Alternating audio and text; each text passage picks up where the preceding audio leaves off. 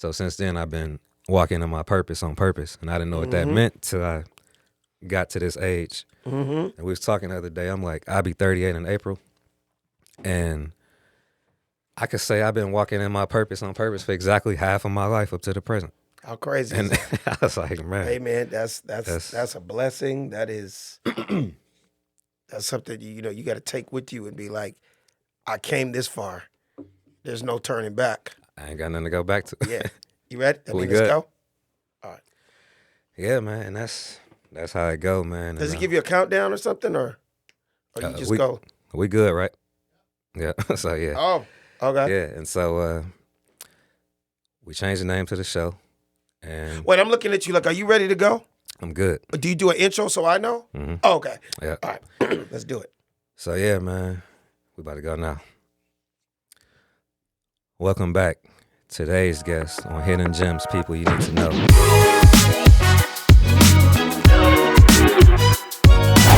A true Renaissance man, actor, comedian, writer, producer, author, all-around entrepreneur, just great man, cool guy, father, husband. Welcome back to the show. One of my favorite guests, Mr. Alex Thomas. Chris Massey. What up, though? Thanks for that intro, bro. Sometimes I forget how many credits I have. It's easy to forget. Yeah, the only thing you forgot was porn and pit bull puppies. But bad. those are side gigs. Hey. Oh, that's Hey, you got to work them in somewhere. yeah. You learn to you got to get money from all different angles. Exactly. You know what I'm saying? Exactly. Yeah, so happy to be back, man. I'm out here in Michigan. So Yeah. many parts of Michigan. Like I wanted to say Detroit, but I know we're on the outskirts of Detroit, Yeah. but it's pretty much Detroit.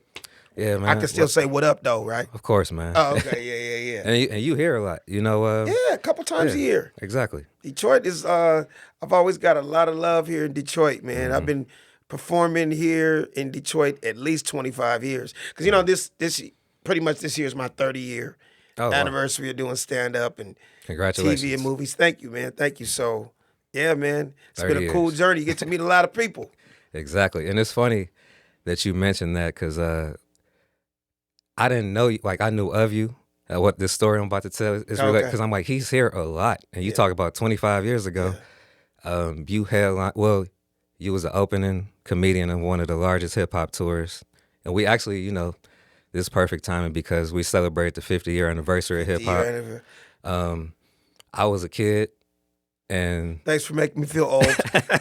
No. You sound like the dudes that introduce me on stage every night. Like no matter where I go in America, there's always a young MC. This next comedian coming to stage, man. He's an icon. He's a legend in the game. I grew up watching him on TV. I was 5 years old when the Jamie Foxx show came out. I was 2 when the Players Club came out. And my mama used to watch Def Comedy Jam. I'm like, Jesus Christ. And then I get on stage and I'll be like, dude, you might as well have been like, this next comedian coming to stage marched with Martin Luther King. He was on 2 episodes of The Jeffersons.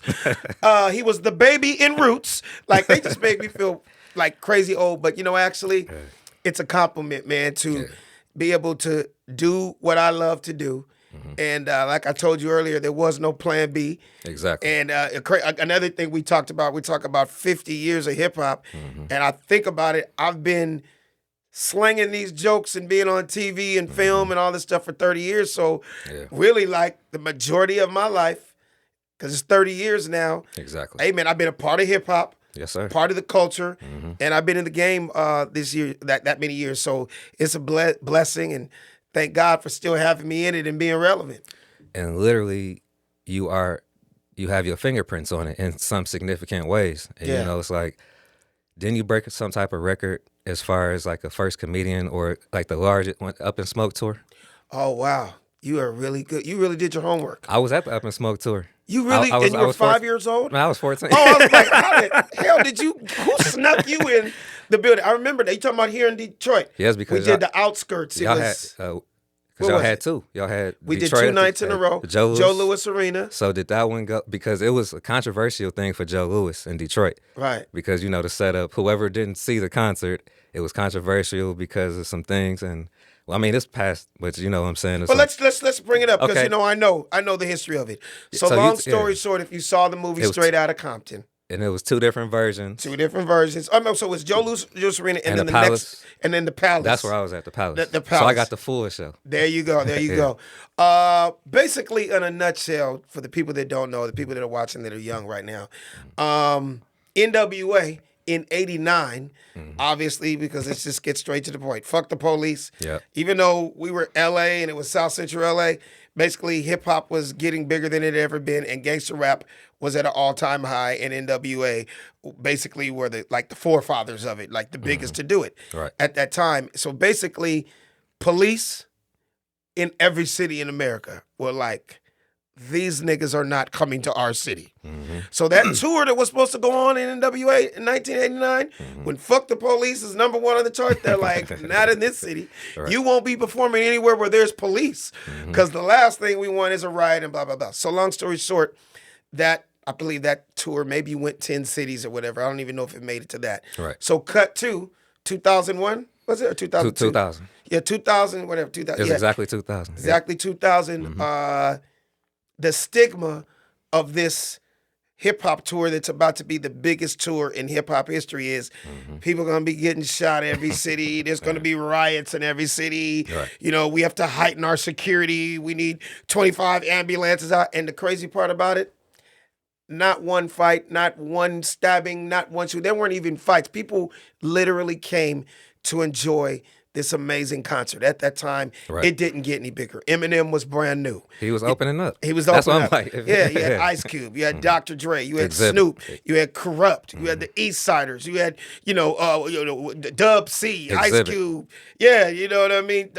Who else? Mac 10. We had Warren G. I mean, it was star studded. R.I.P. Badass. Yes, you know what I mean? Exactly. So it was incredible, man. It was an amazing time in my life, as a stand-up comic, thank God, shout out to Dr. Dre for making it happen. He just called me and was like, yo, we about to go on the biggest tour ever. I want to do something different. I want a comedian to host the tour, I'm going to be honest, at that time, probably the most people I'd ever been in front of, crowd-wise, was maybe like, a couple of thousand. Because that was a sellout crowd. Arena. 2000. That was it was a small arena or a big theater. Yeah. In 2000, when I was opening up for people like Mark Curry and Jamie Foxx and the Wayans brothers and Damon Wayans and all them. So for me to go from 2,000 people to now every single night in front of 30,000 people, Man. so it made me beyond strong as a stand-up comic. And I thank Right. Dr. Dre for that every day, because that was huge for me. I never experienced truly rock star status. Like the Exactly. same dudes that put this tour together were the same ones that did like Guns N' Roses and AC/DC and U2 and you know what I mean? Like some of the biggest artists in the world, So And wasn't it like kind of uncommon for a comedian to open up for hip hop? it was beyond uncommon. It had never happened. I mean, obviously they had probably had comedians opening up for concerts, Yeah. or club events all Yeah. over America. Shout out to TK Kirkland, because TK was kind of like the original dude to host the hip hop tour in '89, because he was real tight and down with Dr. Dre and them back then. But like we said, the tour never really happened. Yeah. So, but he was the one that started it, and I just kind of picked it up from there and took it to the next level. You know what I mean? Yeah. It's so funny to say it was the number one selling DVD in hip hop history for a long time. We don't even have DVDs anymore. Right. But I'm pretty sure if anybody still got a DVD player at their house, check out Up and Smoke. Show it to your grandkids. Exactly. It was crazy. It was. Yeah, man, that was like a highlight for me. One of the best concerts I've been to. Yeah, man, I'm a hip hop head, and actually, it's interesting that you celebrating your 30th anniversary, and it's a lot of hip hop classics that's celebrating their 30th Of course. this year. You got like Illmatic, Southern Playalistic. Oh yeah. Like it's, Come on, man. We are yeah. hip hop. Like I Exactly. consider, I don't know how much time you have, brother, but people don't understand the hip hop historian Exactly. that I am. I could talk some real hip hop to you. We go for 2-3 hours. Like, yeah, it's like Biggie said, it never thought that hip hop would take it this far. Exactly. Hey man, it's That's become, another one. 30 years this year. Yeah. It's no one thought it would be this big. No one thought that this culture would influence the globe. Exactly. The globe. You know what I'm saying? Like, Yeah. I have something I talked about on stage the other night, uh, basically talking about how hip hop to this day really runs the fashion world. Mm-hmm. Let's just be real right now. Exactly. Some of the biggest fashion houses and companies on the planet are still influenced by hip hop. Shout out to Pharrell, who is the creative director of Louis Vuitton. Wow. Yeah. He's a product of hip hop. One of the most talented dudes to ever do what he does. Yep. And now this dude, I mean, you think about it, Louis Vuitton was already going to be in everybody's pockets on the planet, especially black folks. Exactly. Because, you know, I used to say Louis Vuitton comes in the rich nigga handbook. Louis Vuitton is the first thing niggas buy when they make some money. Right. Like, look, mama, I made it. I bought you a $500 purse. You know what I mean? And you and I both know there's broke dudes on the street. You see somebody damn near homeless and he got a Louis Vuitton belt on. Fake or real. He got something Louis Vuitton, right? Exactly. So for them to embrace Pharrell and say, let's take this high-end brand and make it even higher, make it fly. We know that you guys are some of our number one consumers. Let's take it to the next level. So shout out to Pharrell for doing that. But I'm going to take it even further. You got to think about the early 2000s in hip-hop, right? When some of the biggest rappers on the planet all had their clothing lines. Right. Let's go back a little. We got remember FUBU. when Russell Simmons had Fat Farm. Yep. You know, all the girls were walking around in baby fat. We remember when Diddy had Sean John. We remember when Jay-Z had Rockefeller. We remember when 50 Cent did G-Unit. All that stuff. You had that FUBU. was, huh? FUBU. Oh, we can keep going. Carl Kanai. Carl Kanai, Cross Exactly. Colors. Yep. We keep going. None of these guys, I'm pretty sure at one time, they thought we were the only ones buying it. No, you would see white kids wearing FUBU. Exactly. You'd see the whitest kids on the planet wearing Rockaware and you know, and G-Unit. You know what I mean? Yeah. Like, even these huge companies, what happened was all those companies I mentioned, yeah, they all ended up selling for like $300, $400, $500, $600 million, right? But then the huge companies realized, oh my God, Right. like black people are shooting in the urban community, and others are really buying this shit. Think about it. Black folks, since the beginning of time, we always still liked polo. We bought Tommy Hilfiger for a while and all these other things, and they're still here.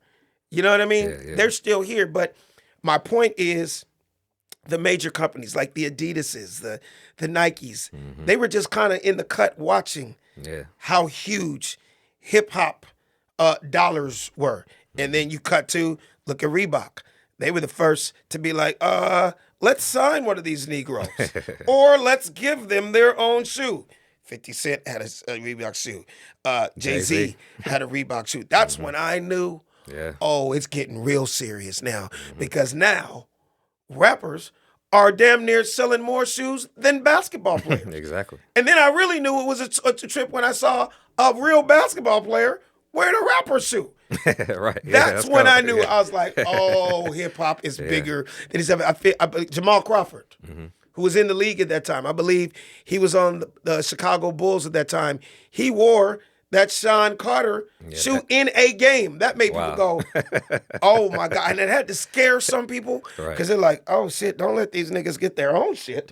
Shit, Nike and Adidas might go out of business if rappers start, you know what I mean? Yeah. So that happened. And then I talked about Who Knew by Jay-Z. And I'm just kind of going down memory lane right here.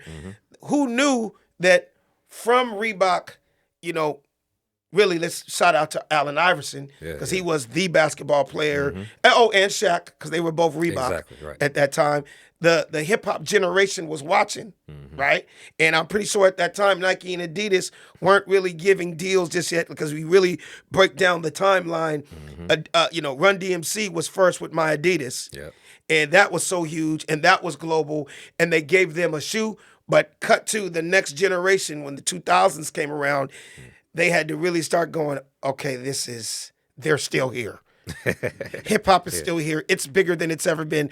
They're making billions of dollars off this culture. What are we going to do? I truly believe in my heart that paved the way for a new guy that came 2 or 3, 4, 5, 6 years later. And his name was Kanye West. Yes, sir. We see what he did with the Yeezys. We see, let's really break it down. Louis Vuitton was first with Kanye, and then Kanye went to Nike, Right. and then Nike to Adidas. But for the people that like don't know about the analytics, the Yeezy became the number one selling shoe in Adidas history. This black dude from Chicago, a rapper. Exactly. It wasn't even supposed to be a rapper first. We all know that he's a producer. Yep. This dude, whether you like him or not, literally, I don't know what the deal was, $400-500 million with Adidas. If that's not, a huge company, a juggernaut like Adidas saying we're going to put our money where our mouth is, and look what happened. It blew the fuck up. I don't know what is. And then you cut to somebody like James Harden, right? Back to basketball. This was one of the funniest stories ever. I'll never forget, a few years later, after the Yeezy, or a little bit before, well, it might have been after, I don't know the exact time, but he signed a $254 million deal with Adidas. Because if you really know your history, James Harden started off as a Nike athlete. Back when him and KD and Westbrook were all young dudes with the Thunder, they were all Nike. All of them were Nike, right? James Harden, after him himself, even though he's a basketball player, he's a fan of hip hop. All right. And now you got a company like Adidas who's really fucking with hip hop. Right. So if you ever talk to James Harden, he would have to say, hey, man, not only did I like the shoe and it was a good shoe, I can't lie, Kanye was a little bit of an influence for me to come over here. Cut to, he signed the deal. I don't know if you noticed or not, but the week he signed the deal, Adidas busted him walking around in a mall in some Jordans. This dude signed a $254 million deal just to wear 3 stripes. And the nigga was walking around. It's a joke. I don't know if the Adidas hadn't come out. I don't know if his shoe wasn't ready. He just signed the paperwork. He gonna wear these Jordans for the last week. I don't know. But I was like, do you understand, Chris Massey, if Adidas gave me $254 million to wear some shoes, That's all you're wearing. Chris, I would change my name to Adidas Thomas. Okay? $254 million, I will get 3 stripes tattooed on my face. Okay? $254 million, I don't care what shoe Adidas wants me to wear. I'm going to wear it. Like if I was the NBA and I got the call before the game, Alex, before tonight's game, we want you to wear the new Kanye church hard bottoms. I would be like, thank you, Jesus. I'd be on the court. People would like, what are those? I'd be like, these are the Hallelujah 11s. Yeah, these are the won't he do it 4s. These are the look at God 2s. Okay? Man, it's like, you got me thinking, man. It's like the power of the hip hop culture, like you said, how things come full circle. And you reminded me of what we talked about off air earlier, the importance of being a visionary. Because you made me think of another one, Dapper Dan. Because remember how it came Great full example. circle? Full circle. Full circle. Like, Full circle. they vilified. He had to, well, you know the story, but we could Come talk on, about man. it for the people who don't know. I know every. Say what you gonna say, and then I'm gonna jump in. You set it up. You clarify, yeah, exactly. You set it up, and then I'm gonna follow. And this is whatever camera's on me right now. You should be watching this because this is very educational. If you didn't know it, but in this generation, you can Google and YouTube and find out and fact check us, so you see we know what we're talking about. We But you getting set it it from the up. source with Alex Thomas because he knows the people who I'm discussing. You know, so and And just so you know, Chris, I'm a historian. I'm well read. I still read books to this day. I know that's not the cool shit to do. That's been my hobby since 19. Thank you, man. I as a child, just so you know, people know I like to dress and they know I love sports outside of being a comedian. Right. This might show my age, but when I was a kid, we used to subscribe to magazines. Nah, I subscribe to the Rob Report. Okay, thank you. Do you know what 2 magazines I subscribed to when I was 12 years old? What's up? Sports Illustrated and GQ. Dope. I Yeah. love sports and I love dressing. Right. It was just me. It was just a kid. By 15, I knew how to tie a Windsor knot. You know what I mean? Yeah. That's for the people that know suits and get dressed. They'd be like, Exactly. man, I was the only kid in seventh grade getting his clothes dry cleaned. I was getting tapers and hems, like dead serious. Yeah, I know. Like I'm just always a fly fashion type dude, right? But Dapper Dan, you mentioned Dapper Dan earlier. Yeah, You it's set like, it up. It came full circle because, and what a lot of people don't know, because they was like, yeah, he had the knockoff Louis Vuitton suits. That was actually material from the official Louis Vuitton garment bags. Basically, what Exclusive Game is doing now. Are you hip to Exclusive Game? I'm familiar with him, but And I don't shout know out to that man. He's huge right now. That's all he did. All he did. You can't call it fake because it's not fake. It's not. What he did was brilliant. And he's He he's a tailor, a seamstress. Hey man, seamstress, tailor.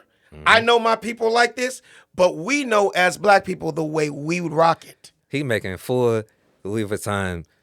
They was like, he had people going to the stores in the city talking about, I want that new Gucci fit. They like, we don't make them. Hey, because what happened was black folks would go into the Gucci store. Yeah, they would go. And there then what's the one that Mike Tyson wore? Now I want the one. I want the one that was on Eric B and Rakim's album. LL Cool J got the seats. I want in the one Jeep. LL Cool J. Y'all don't have that?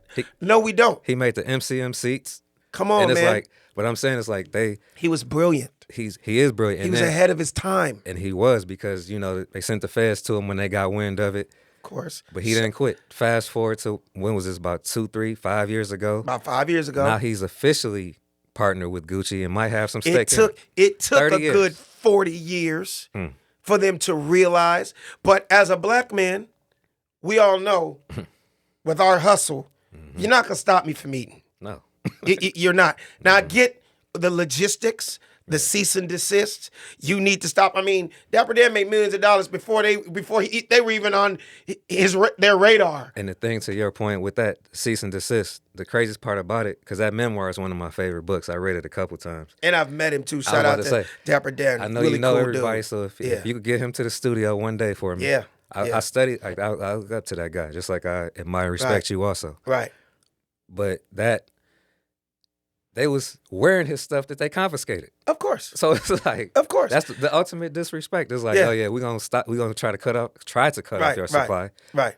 And then they was selling it themselves. And, exactly. But here it is. And he still came out on. He and I'm not victorious. trying to sound like the angry, upset dude, but it makes you angry and upset when you realize that a lot of these high-end houses and companies were like the number one consumers of this shit. And I'm just going to keep it a stack with you. They don't give a fuck about us. They don't. And if you ask them, of course, they may not say this. They would say it's not for you. This is for rich. This is for sophisticated. This is for people. I'm being dead serious with you. And that's why I'm just going to call them out. The past. Obviously, they're making changes now because they had to. It's almost like saying, if it was up to them, we wouldn't be free to this day. But thank God for the Martin Luther Kings and the people that paved the way to make it better for us. Yeah. But if it wasn't for hip hop, they still wouldn't be making double XLs and extra larges and making shit that we could fit. All the way down to the way, the way they're just say a couple of names. Let's say Goyard. Let's say Gucci. Let's say Louis Vuitton. Let's say Givenchy. Let's say Chanel. Let's say Dior. All these high-end fashion houses for years, one way to alleviate us, don't make our sizes. Right. Now what are they going to do? They're not seamstresses. They can't design. And that's when Dapper Dan came in and said, well, guess the fuck what? I'm gonna make it our size. Exactly. And if you don't want to put me on the team, why not? That was him screaming out, "Hire me, hire me." That's what. If you hire me, if you smart, if you were smart, you'd be getting X amount of millions of dollars just out of New York alone. But since they didn't, it didn't stop him. Cut to Exclusive Game today. Them dudes are killing. I'm gonna give you a good example. Somebody like E40. A bigger brother. Exactly. Right? If it wasn't for Exclusive Game or, he could not walk into a Louis Vuitton store and find a double XL Exactly. and that fly ass jacket and that fly ass t-shirt Right. or that fly ass suit to get it custom made. And that's where the dude took off, and he's killing in the hip hop community right now. Shout out to him. But back to Dapper Dan, that's all it was. He was like, all right, well, I'm gonna take your material. You can't stop me in my sewers. He got Because I'm buying the real material. Yes, exactly. I'm just making it the way we would rock it. Exactly. If you fucking hired me, this shit could be on your shelves and we could just walk in to the store and buy it. And that story is one of my perfect examples of, like, I maneuver a different way. Like you said, we learn from the past and we put our own twist on exactly what he did. I'm doing exactly it in what he did. and that's what innovators do. Exactly. Nobody creates like they say, nothing new under the sun. We just put our twist on it, take what's in existence and make it unique. Can I say something else? Of course. On the lines? I'm gonna name another company.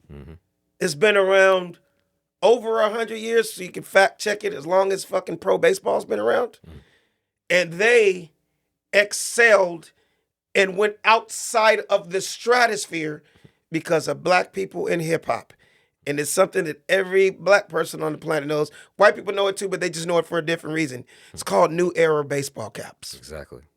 Right.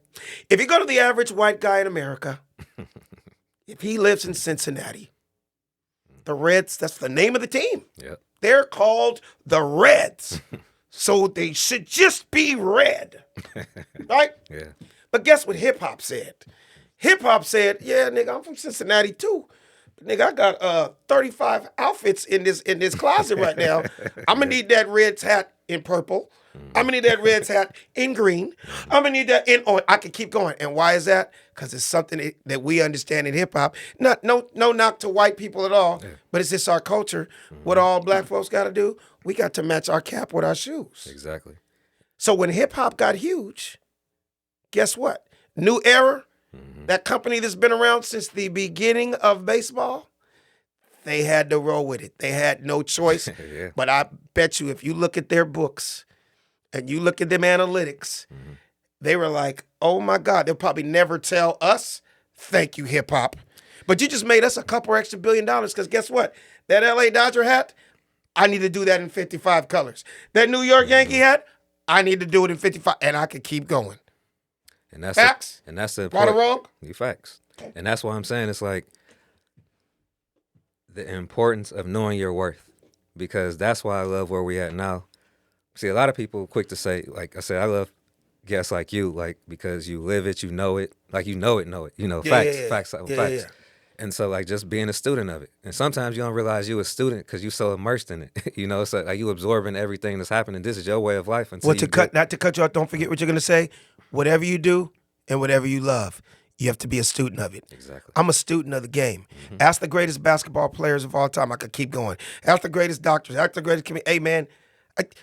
When I was 2-3 years into stand-up, I probably read every single comedy book. From every book you could think, from Bill Cosby to Richard Pryor to Robin Williams to George Carlin. I'm a student of what I do. Exactly. I love what I do. The stage is just what you see tonight when I go on stage. But you wonder, why is he so good? Because I'm a student of this. Exactly. I live, breathe, and eat this shit. And the greatest of whatever they do, you ask them, you're a student of this. Oh, absolutely. Exactly. Nigga, how you think I'm so good? You think I just practice just like you? If it was easy, everybody'd do it. If it was easy, everybody could do it. I didn't mean to cut you off, but I just had to say that. No, we kick it. And that's what I'm saying. It's like knowing your worth and being like, we don't realize that how unique we are until we step outside of it. You know, and people like, oh, that's a unique individual. But you don't carry yourself like that because I do this naturally. I breathe it. And so it's like, I love this state of the hip hop culture where we're at now because we finally got it. You know, we know how much money we made for others without asking for equity in the business. Like we sold all the crystal and it was. I feel like we're in the generation that black folks, whether you're a basketball player, a designer, an actor, rapper, comedian, everything, people are finally starting to really realize their worth. Because it's such the narrative now. down to the influencers. Yeah. You know, they know, oh, you need me. Right. That's why you called me. Mm-hmm. Okay, there's a price for that. Mm-hmm. We're no longer just going to get used Exactly. to promote your brand or promote your show or to promote your movie. I could keep going there's a price tag for that. And I know the powers that be are so upset. They would love to keep us dumb and stupid. Shut up and dribble, nigga. You know what I mean? They would love that. And that's the thing, man. It's like I mentioned I'm a very spiritual individual. Yeah. And it's not difficult for me. Like my goal when I go into situations is to create a mutually beneficial interaction. Like to think that you could like pay people their worth. It's like that's properly compensate individuals. Right. And that's what I'm saying. It's like, why would you be? Well, we understand why, because people are wired different. Right. But you just think it's okay. Like you're getting upset because people finally are starting to be in a position to be self-sufficient. I basically gave you free money. I was printing money for you. Or treat me right and let me in. That too. You know what I mean? Prove that I'm willing to do the work. Right. Just make it make sense for everybody. And then Absolutely. when you have that mentality, you make even more. Right. The irony. Right. So, I hate to say this, man. I don't know if this counts for anything, but I'm just being honest, and I'm taking it way back. I'm talking to slaves. Okay. They didn't want us to read. You know that, right? Exactly. Yeah. What's the best thing to do to keep a man? Keep him ignorant. Mm-hmm. Keep him dumb. Mm-hmm. Keep him outside. Make him have to utilize me. They didn't want us to read. That, in other words, they didn't want us to know knowledge, because when you get knowledge, you become smarter, then you navigate and move differently. Yes, I took it back to slavery, but it kind of pertains to today. If you could keep niggas dumb, you stay in control. And to that It's almost point, like, have you ever heard this in hip hop? You always would hear this in hip hop over the years. Oh, son, like, I ain't even know the business till like my third album. Mm-hmm. Wow. You got fucked for 3 albums. Yep. Before you realize what you really should have got. Exactly. That's something we used to hear. Now I feel like these new guys with the access to the internet and everything out there, I feel like these niggas are much smarter. These niggas are smart on the mixtapes. Like they ain't never come out yet. And paying attention. I'm gonna give you a good example, but I have all respect for him. Mm-hmm. Rest in peace. Yes, he was a rolling 60 Crip, but he was super smart and a brilliant young man. Nipsey Hussle. Yes, sir.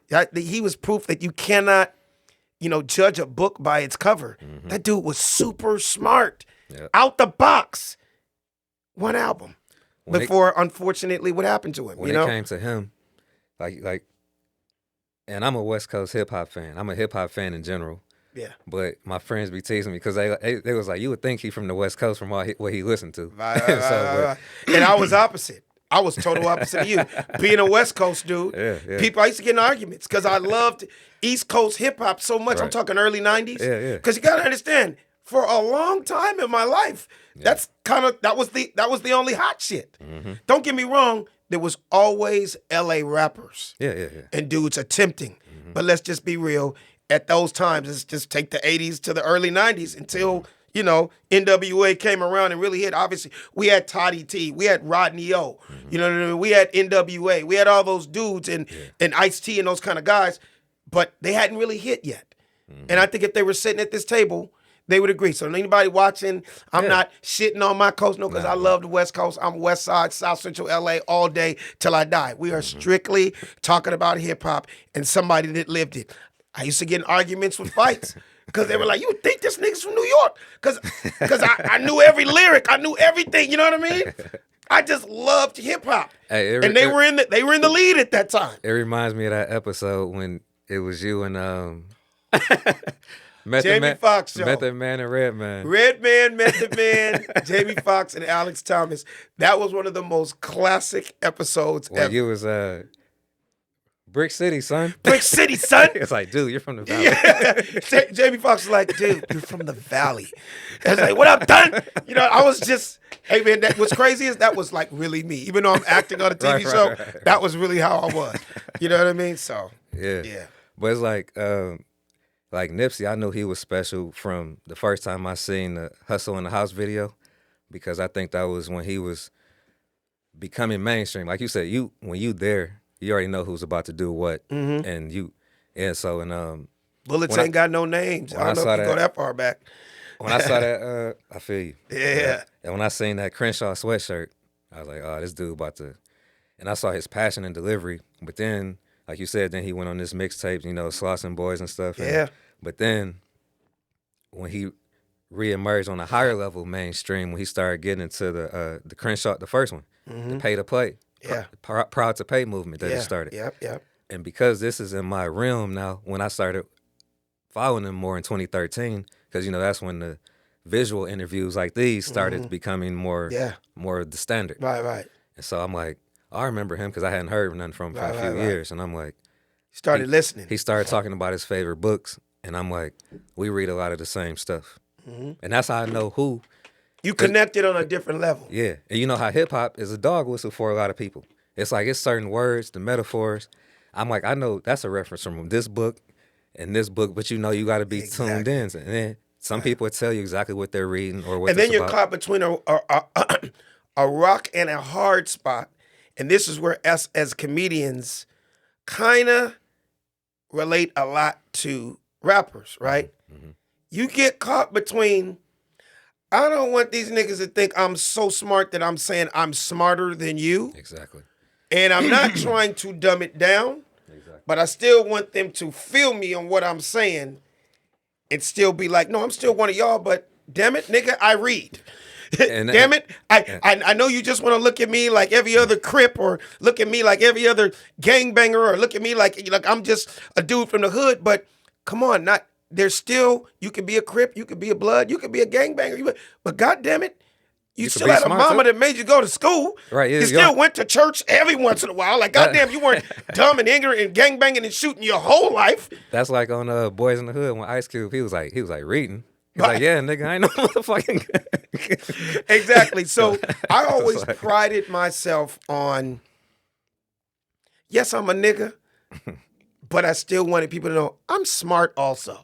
And you shouldn't have And I was around a lot of white kids because, yes, I went to an all-white private school, but I grew up in the hood. So it's like I was able to speak two languages. And I thank my parents and the way I was raised to this day because I can go to the most ghetto room on the planet and kill it, talking about stand-up now, and go to the whitest room and kill it. Like, it's like you can never be mad at a man that can speak different languages. Exactly. And it's interesting because we talked about earlier about, in business terms, and this is going to circle back to Nipsey too, how he tied it in and made himself relevant and, covered a lot of ground. But your network is your net worth. That's a term that a lot of us know. And I didn't know this growing up until I got into this journey, which I'm 19 years in now. But it's like I always grew up either east side of the city of Detroit or east suburb. I went to two schools, elementary, middle, and high school, Bates and Renaissance on the west side. So I'm living on the east, traveling across the city line to the west. Then I go to college for 2 years. Now I got the Southern connection because of Dillard.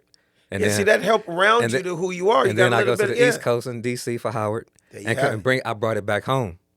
There you go. I had to learn how to. There you go. You just explained another question that people always ask me. How do you come up with material? And I'm like, traveling. Right. And the more you travel, the more stories you have to tell. And unfortunately, a lot of us, and when I say us, you know what I mean, black folks, wherever you're from, I don't care if you're from Detroit, if you're from Houston, if you're from Tacoma, Oakland, South Central, Brooklyn, or wherever you're from, a lot of us don't travel damn near until we make it. So you kind of only speak about what you know. Exactly. But if we were to read more, if we were to travel more, you'd have more to talk about. And that's why traveling for me helped me out as a stand-up comic, because it's kind of like everywhere I lay my hat is my home. I never had a problem whether I was in Detroit, Brooklyn, St. Louis, San Antonio, or Tacoma, Oakland, or San Diego. Exactly. It's like what I was talking about, everybody was able to understand, because I was never like, what is he talking about? And you know how to articulate it because you've been around so many people. And we know how to, and that's what, I don't have a problem with people like either, because like You get along. You know how to fit in. Like the Far Side said, the earth is my turf. You know, and that's actually shout out to the Far Side. Shout out because we grew up together. Did you know that? Man, you know I know. Did you know that? I did not know that. You know the only 2 fights that I had in my life in a school? You can probably remember fights you had at schools, right? Yeah. You know the only 2 fights that I had in my life? With who? With Fat Lip. And they were both over a damn girl. He would laugh if he saw this. But one time at lunchtime at Fairfax High, and then once when we were like 19 or 20 at a club over the same damn girl. But Trey and Imani, I knew all of them. We all same circle, same part of L.A. Like I said, after I moved from South Central L.A., I moved to the West Side. And then there was a little dance scene and blah, blah, blah. But yeah, I was so proud of them when they first came up because it was like us on the West Coast, we had our version of Tribe Called Quest. And guess what? Then when Tribe Called Quest did the album, and they put all the people that they love and respect, Far Side was on that album. And guess what? To that, which I'm proud of too, because Dilla worked heavily on both of them projects. Shout out to Jay Dilla. And that's why I'm one of my favorite songs. That's where Detroit comes in. Exactly. Yes, our fingerprints everywhere. Come on, man. And Dilla was incredible. It. And yeah, he loved Far Side, Tribe, that whole native tongue type. Lab Cabin California is one of my... Just gave me a chill talking about Dilla. Lab Cabin California is one of my favorite albums, man. It's like... You're bringing back memories, brother. That deluxe. And the fact, like I said, I really didn't know that your relationship with them. And it's such an honor and a privilege because whoever hears this, that's one of my favorite albums. And like I said, it's even more it means so much more to me because one of our hometown heroes and that's a whole nother segment we could do. Of course. And, but yeah. How small is the world? Dilla the Great. Yeah, Dilla and how I grew up with Far Side. And we know these, yeah. Like if they walked in here right now and they're going to be like, Alex fucking time. Like when we were all young trying to figure it out, just pop locking and breakdancing in L.A., you know, I was proud that they became the rappers. They were proud that I ended up doing comedy. We were always bagging and talking shit, but it's like there's little pockets of people through L.A. that we all went on to do different things and shit. So yeah, small world. And as we bring it back, like how we got there, but yeah, we was talking about you're going to have a lot of great sound clips for this show. Thank you. You're going to have some good shit. Okay, I'm listening. Thanks to you. And bringing it back full circle, you know, your network is your net worth. Yeah. And when you talked about how brilliant Nipsey was and how he didn't come off as condescending or the superiority complex, he introduced a lot of people to the term, what we refer to as residual income by calling it mailbox money. You get what I'm saying? It's like, I could relate it to you in a term that you can relate to it. And the bottom line is just get it. It don't matter how it's being said. And like I said, he definitely talked in code and he's one. What they say, it takes one to know one. Absolutely. Certain people might not read whatever book or listen to whatever podcast or even listen to certain artists. But if I have this relatable factor, then it's like I'm more likely to you're a trustworthy source. Right. And so like the way that he's been able to reach people who normally wouldn't think to study financial literacy on purpose. Yeah. But they have become more financially literate because of people like that, people like you. So it's not always how it's being said, you know what I'm saying? So, or who's saying it? It's how it's being said. Absolutely. How it's being said. Absolutely. And he he just brought a lot of light to you never know who's being sparked amongst a certain demographic or vibe. Like, where he grew up with was real tough, Slauson and Crenshaw, Rolling 60s, you know what I mean? You know, a lot of times people have a lot of negative things to say when it comes to the gang culture, but he was just a great example of, amongst all the craziness, because there was a lot of craziness, hey man, it was a dude that was a gem. He was a diamond in the rough. Look at this dude had only one album, and his funeral was at the Staples Center. Right. 30,000 people. Like, if that doesn't show somebody had an impact on a city, on a generation, on a culture, I don't know what is. And it's just unfortunate what happened without getting all into it, man, that, you know, if he was still here today, you know, how much more of an influence he would have had on just the kids in that community and the kids, and not just his community, because he sparked a lot of people in other cities too, but we just weren't able to really see it. Exactly. You know what I mean? He didn't make it to that point of being able to do global tours, and it would have, I mean, obviously, you know, it's crazy because I'm friends with both of them. I'm friends with Snoop. And I always felt when Nip came out, I was like, oh my God, who is this carbon copy? There's another nigga out there like Snoop. He was like, you almost thought he was like Snoop, but he truly had his own style. Exactly. But he was kind of like, you know, the blueprint of what Snoop, and Snoop was a mentor to him. Exactly. Too, man. It's just sad what happened, man, because you never know what could have happened.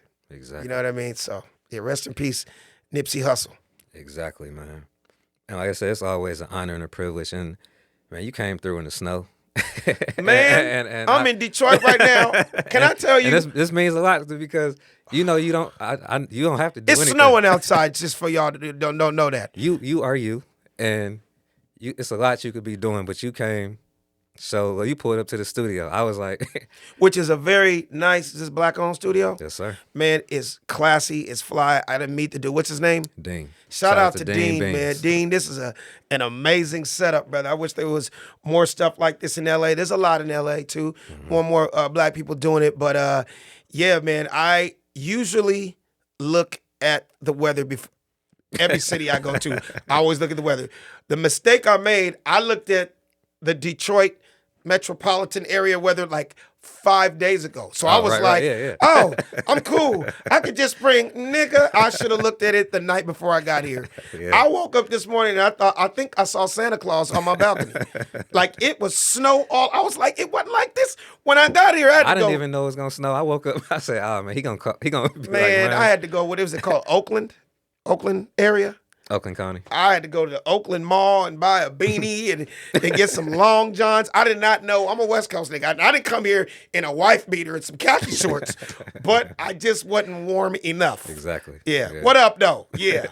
Detroit. But it's much appreciated you took your time because these are moments I'm reminded of why I do what I do. Yeah.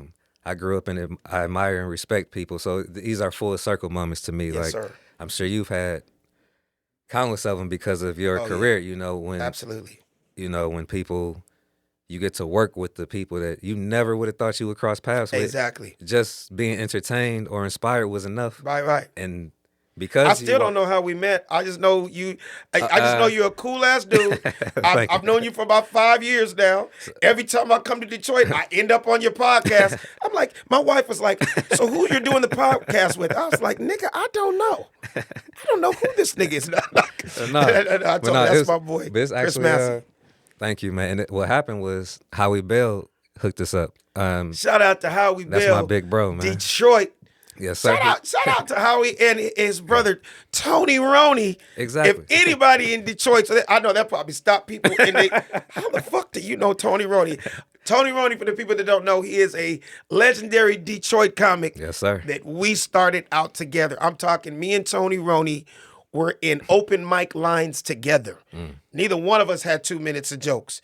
1991. Me, Tony Roney, and my boy Daryl Heath. So shout out to Tony Roney. Yes, man.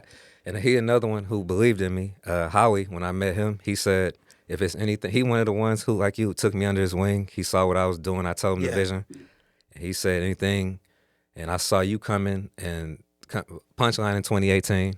That's where I met you? When you came to perform that weekend. Oh, but I had already done interviews with you before that, right? 2018 was the first. Was that the first time I did it? I think so. Oh, okay. And I'm locked because, you know, COVID number. hit and that shut us down for 2 years. Right? He texted me a number, you know, the real one that you are. You answered and he said, pull up on me. You got the mobile set up. And then it's been on since then. And we did it in the hotel room.